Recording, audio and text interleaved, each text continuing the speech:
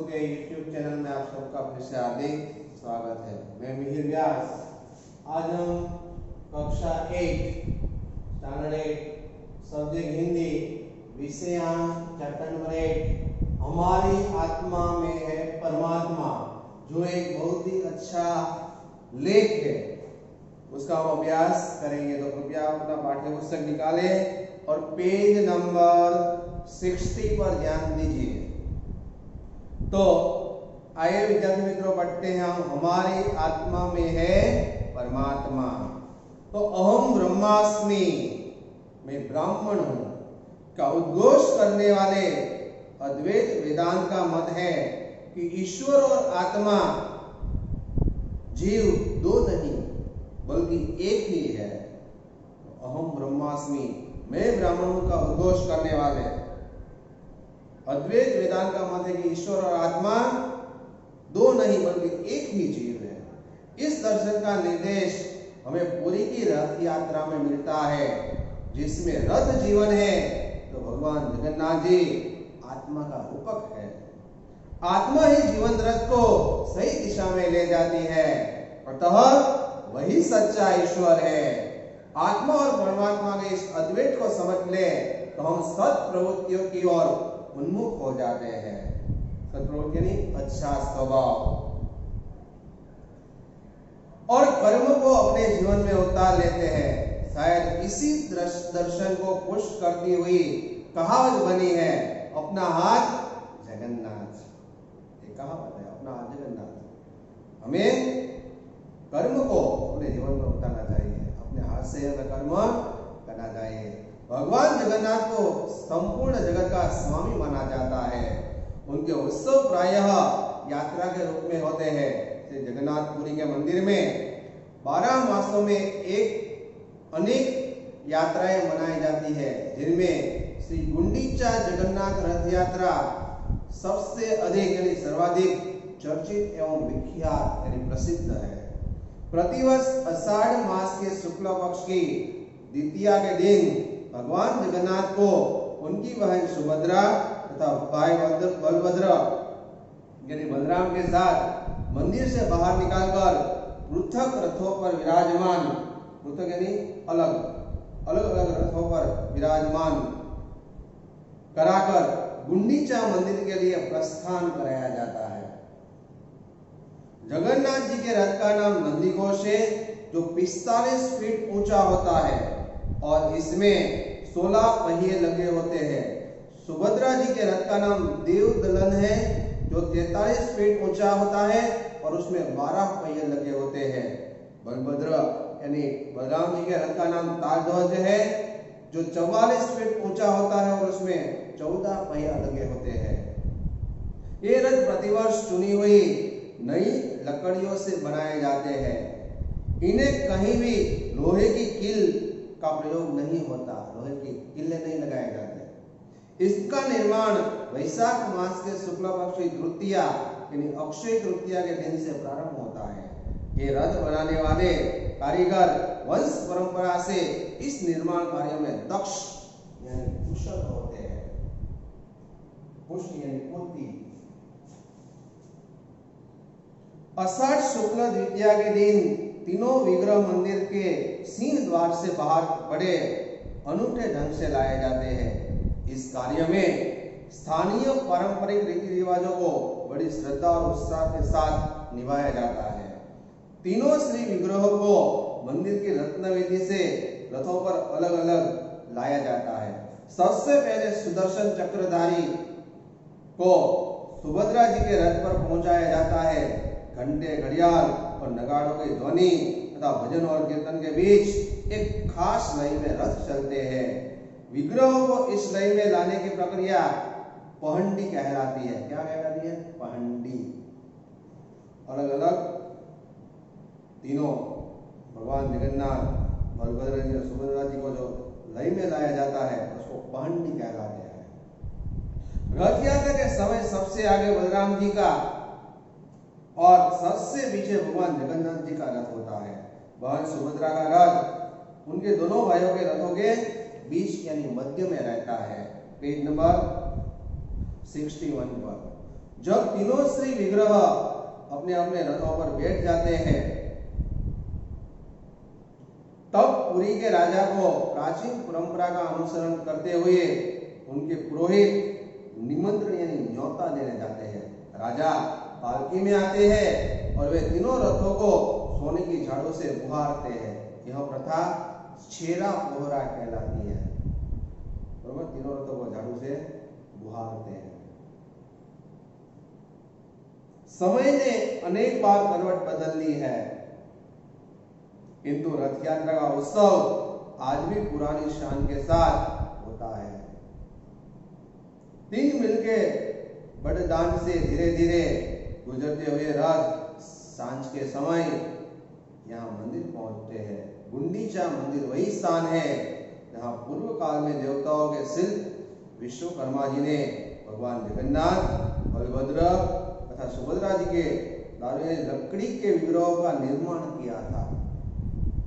स्कंद पुराण के उत्कल खंड में उसका वर्णित है कि अपने प्रिय भक्त राजा इंद्रद्युम्न को भगवान जगन्नाथ ने यह वरदान दिया था कि वे वर्ष में एक बार वहां अवश्य आएंगे।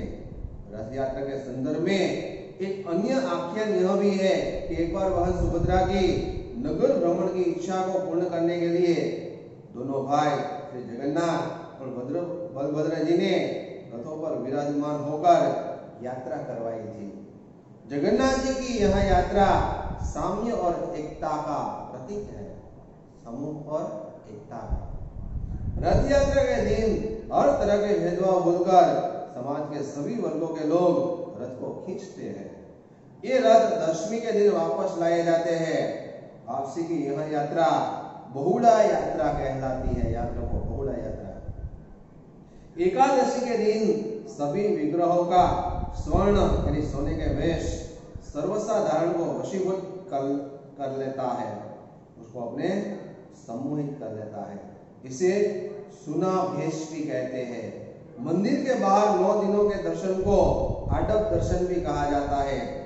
द्वादशी के दिन मंदिर में विग्रहों का प्रवेश दृश्य होता है।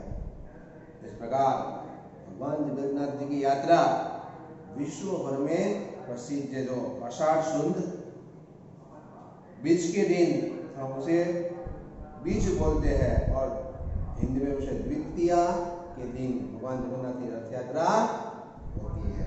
तो विद्यार्थी मित्रों, हमारी आत्मा में है परमात्मा, उसमें हमने जगन्नाथपुरी के भगवान जगन्नाथ जी के बारे में उसका वर्णन हमने अभ्यास किया और आपने अच्छी तरह से लेख को सुना।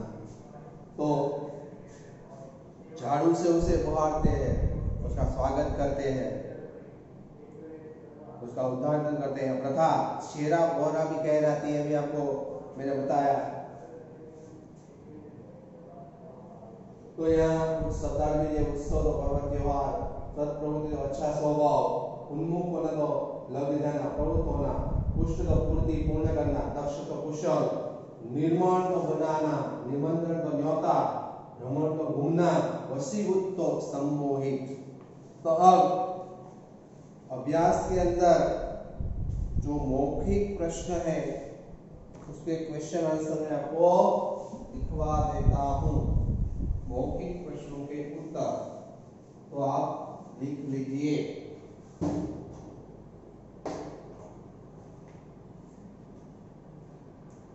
प्रश्नोत्तर मौखिक उसका अभ्यास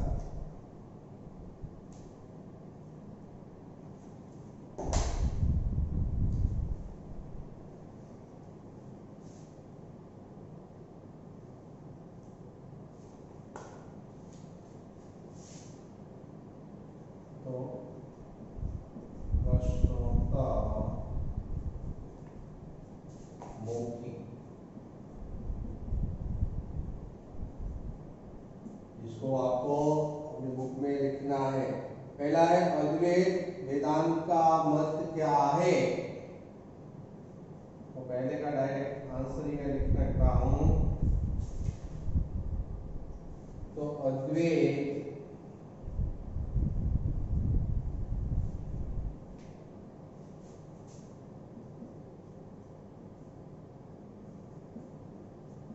वेदांत का मत है कि ईश्वर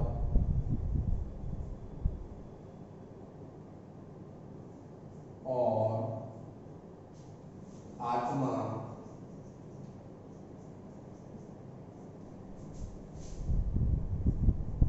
जीव दो नहीं बल्कि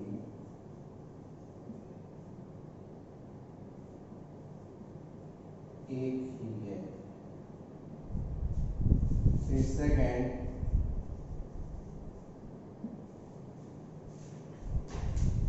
है पुरी की रथ यात्रा में रथ व भगवान जगन्नाथ किसका रूपक है?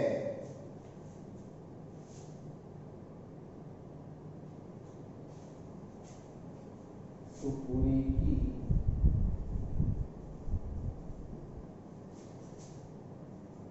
रथ यात्रा में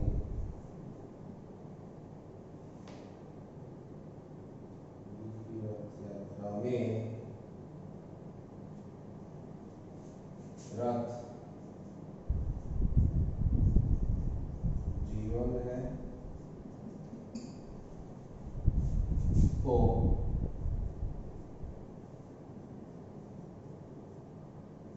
भगवान जगन्नाथ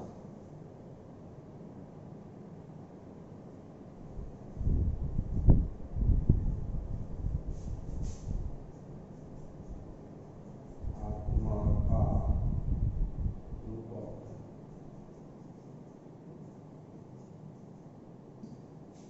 और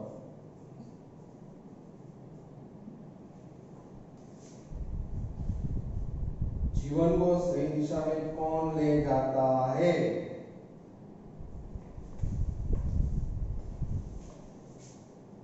आत्मा ही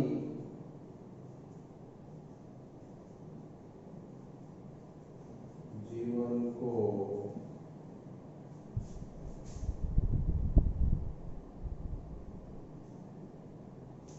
आत्मा ही जीवन रथ को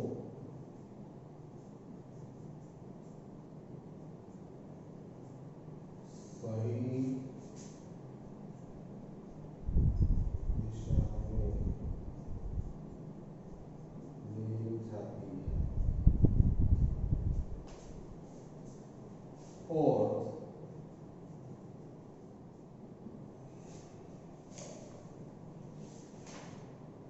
यदि प्राणी आत्मा परमात्मा के अद्वैत को समझ ले तो वह किस पर प्रवृत्त होता है?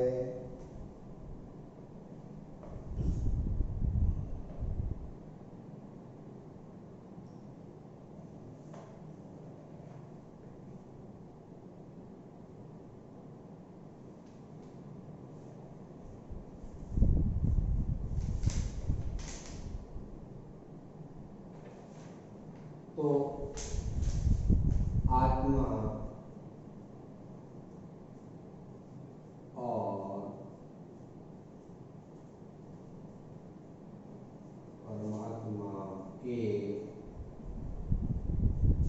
इस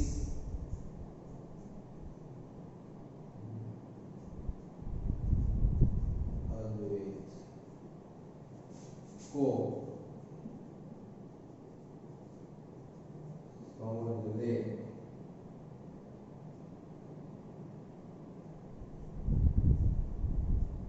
तो हम सद्प्रवृत्ति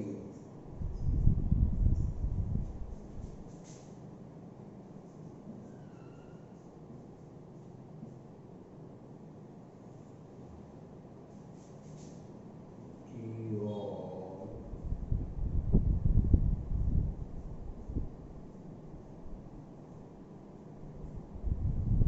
उन्मुख हो जाते हैं।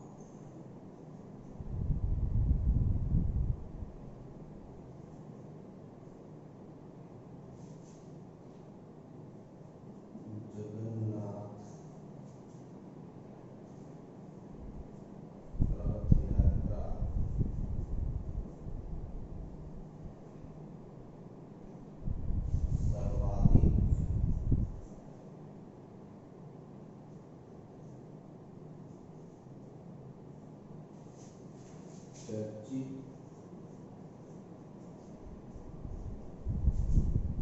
एवं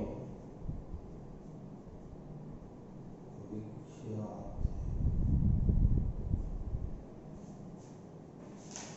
क्वेश्चन नंबर 6, यह रथ यात्रा प्रतिवर्ष किस दिन होती है?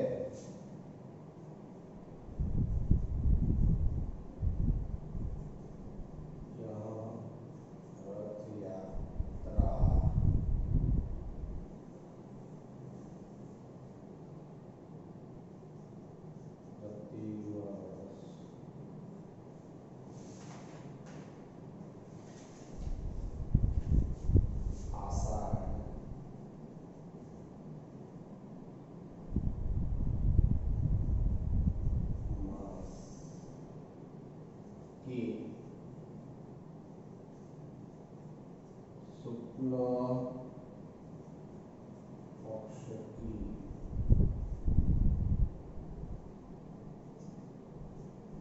द्वितीया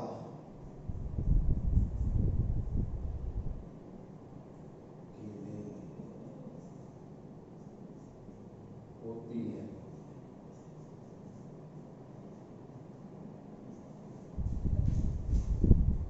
सेवन,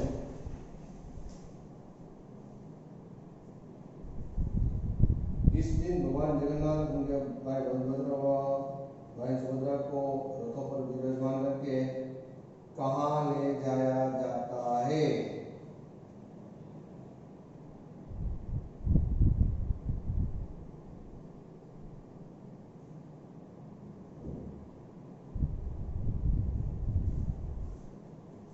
तो इस दिन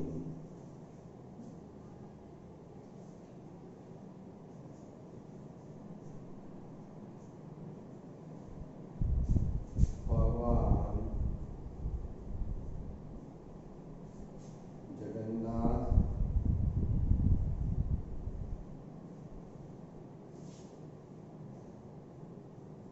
उनके भाई बलभद्र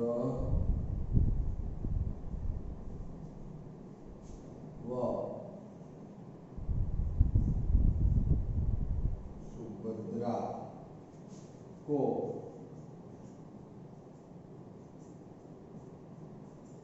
रथों पर विराजमान करके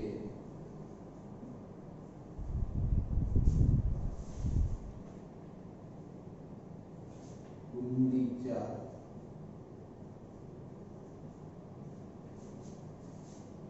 मंदिर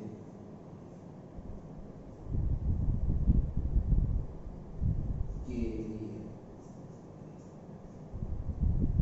प्रस्थान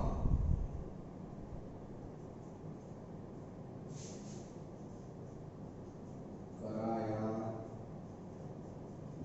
जाता है।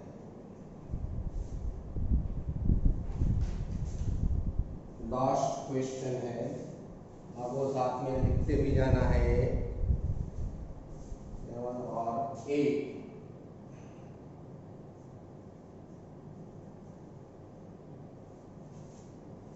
रथ यात्रा में सबसे आगे और सबसे पीछे किसके रथ चलते हैं? तो रथ यात्रा के समय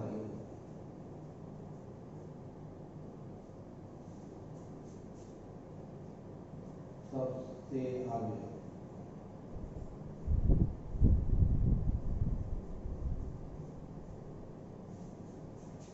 बलराम जी का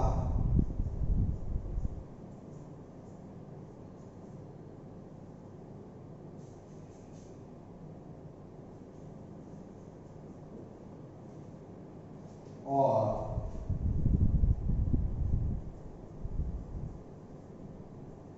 सबसे पीछे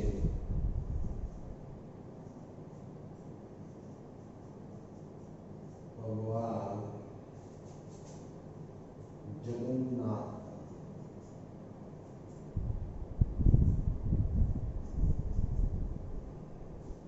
रथ होता है।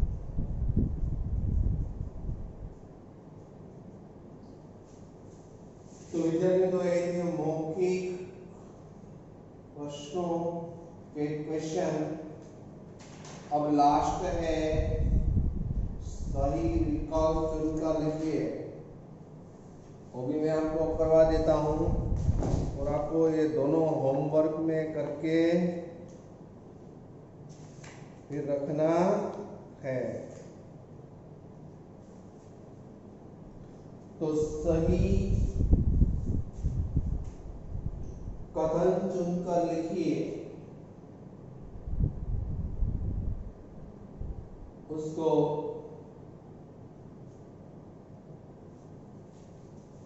हम आपको होमवर्क में दे रहे हैं कि बहन सुभद्रा का रथ कहाँ रहता है?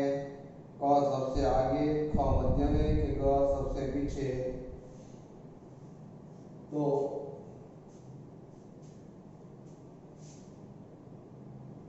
विद्यार्थी मित्रों में आपको यहाँ सही विकल्प डायरेक्ट इसके आंसर लिखता हूँ। तो फर्स्ट में आएगा ख। ख यानी कौन सा? मध्य में।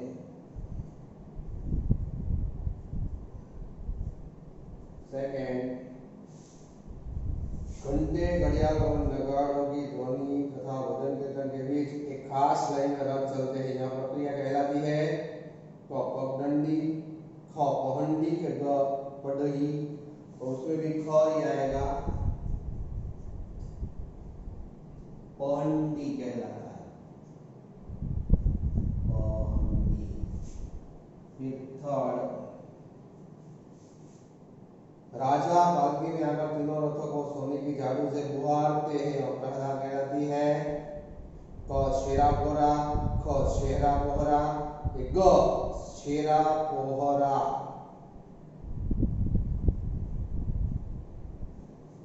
ग आएगा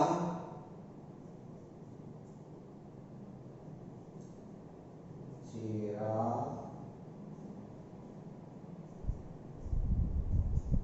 पोहरा बोलते हैं।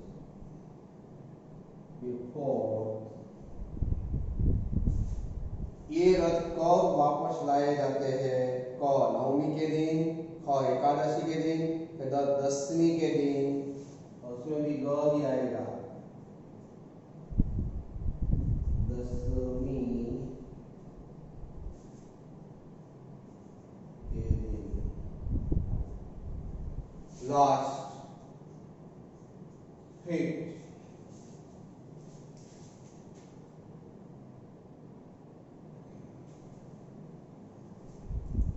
मंदिर के बाहर 9 दिनों के दर्शन को क्या कहते हैं?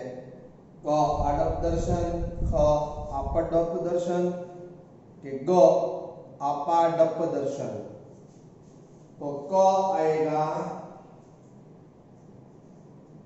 क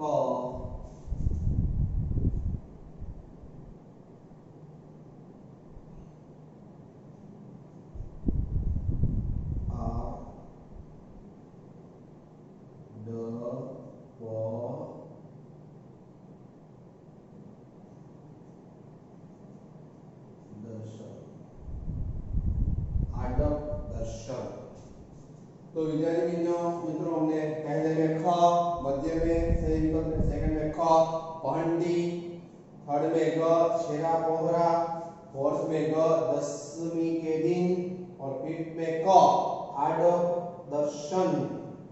तो आपको ये प्रश्नोत्तर मौखिक और सही विकल्प दोनों आपको होमवर्क में करके रखना है। होमवर्क बुक में लिखकर आपको होमवर्क में करके रखना है, अपनी होमवर्क बुक में ये लिखना है। नोटबुक जो है उसमें क्वेश्चन आंसर आपको लिखने हैं और साथ में सही विकल्प, ये दोनों आपको होमवर्क में करके रखना है। अगले पीरियड में हम मिलेंगे। अस्तु।